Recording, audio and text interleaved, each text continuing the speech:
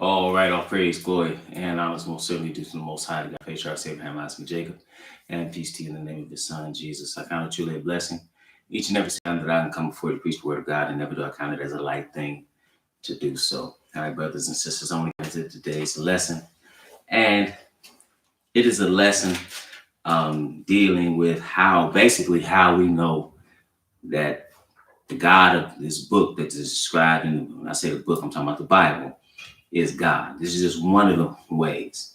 And because people can talk about God and people have all these other books, they have all these other gods. How do you know that the God that is talked about in this Bible is the true and living God?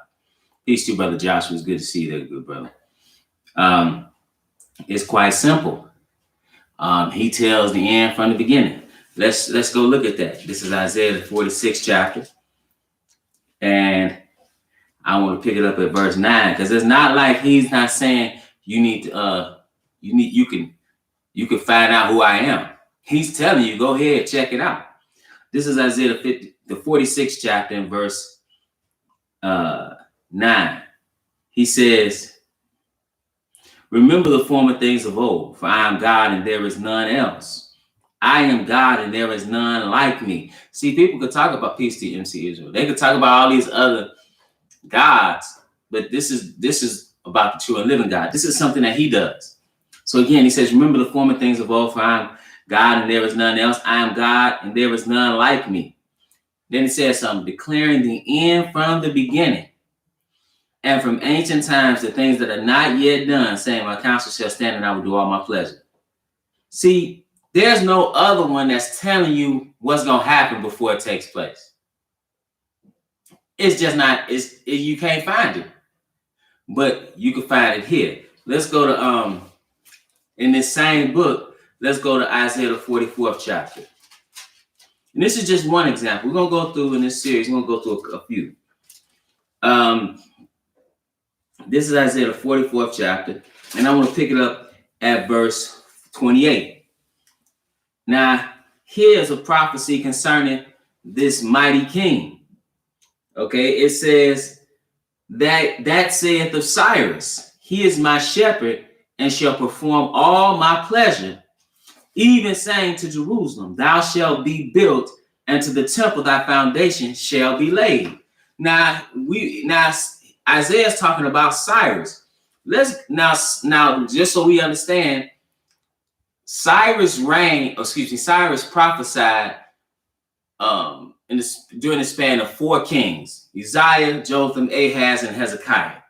Okay, now I want to go to Zondervan real quick, just to show you this about this God that's telling the end from the beginning, and he uses his prophets to do it. So now this is in Zondervan Victoria Bible Dictionary. It's under Isaiah in the section entitled Period. It says, peace to you, Brother Nicodemus. Good to see you there, good brother. It says, Isaiah prophesied in 4 reigns from Uzziah to Hezekiah. The first day given is the year of Uzziah's death. Okay, you find that in the 6th chapter in verse 1, which probably occurred about 740 BC or several years later. So it's an approximation here. The last historical event referred to is the death of Sennacherib in 37 and 38, which occurred in 681 BC. Okay, so I just want to point that out. So now the question we should ask ourselves is, when was Cyrus on the scene? And he tells us a little bit more about Cyrus in Isaiah 45. He said, thus saith the Lord to his anointed, to Cyrus, whose right hand I have holden to subdue nations before him. And I will loose the loins of kings, to open before him the 2-levied gates, and the gates shall not be shut. Okay, so when he's talking about what happens here,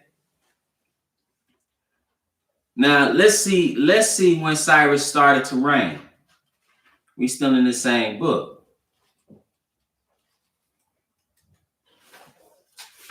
This is under Cyrus. Okay. It says on page 193, it says Cyrus entered Babylon on October 29, 539 BC, and presented himself in the role of the liberator of the people. He allowed the images of the gods to be transported back to their original cities and instituted a kindly policy of repatriation for captive peoples. Okay, so here you can see this. Here you see Cyrus's cylinder, okay, which talks about him allowing the repatriation of the Judeans or the Israelites. It says his policies of moderation naturally extended to the Hebrews, whom he encouraged to return to Judea to rebuild their temple. And you find that in 2 Chronicles 36, 22, Ezra 1 and 1-6. Isaiah refers to Cyrus as the anointed one. But when did this take place? That took place in 538. Okay? So we're talking well over 100 years before he did this. Isaiah gives you the name of the man and what he's going to do. I'm going to read it again in Isaiah 44 and verse 28. It says, that saith of Cyrus, he is my shepherd and shall perform all my pleasure, even saying to Jerusalem, thou shalt be built, and to the temple thy foundation shall be laid. So when we go to Isaiah the 46th chapter, and when he says, remember the former things of old, for I am God and there is none else. I am God and there is none like me, declaring the end from the beginning and from ancient times, things that are not yet done, saying my counsel shall stand, and I will do all my pleasure. That's just one example, brothers and sisters, is that when you're dealing with the God of Israel, you're dealing with the true and living God. And with that, I want to remind you that we're at the Household of Faith. Meet every Sabbath at 5925 West 25th Avenue in Gary, Indiana at 1 p.m. Central Standard Time. We live stream right here on the Israel Teach YouTube channel, as well as at www.israelteach.org. If you've been edified through the ministry and would like to leave a donation, you can do so on our website. Again, www.israelteach, that's one word, ISRAELTEACH.org. We also have Bible study every Wednesday at 7 p.m. Central Standard Time, and the personal meeting ID number is on Zoom, and the personal meeting ID number is 845-7108-8849. That's Central Standard Time, 7 p.m. Central Standard Time. Every Wednesday, we have Bible study. And that number, personal meeting ID number, is 845-7108-8849. We also have a Friday night question and answer every Friday night at 8 p.m. Central Standard Time on Zoom.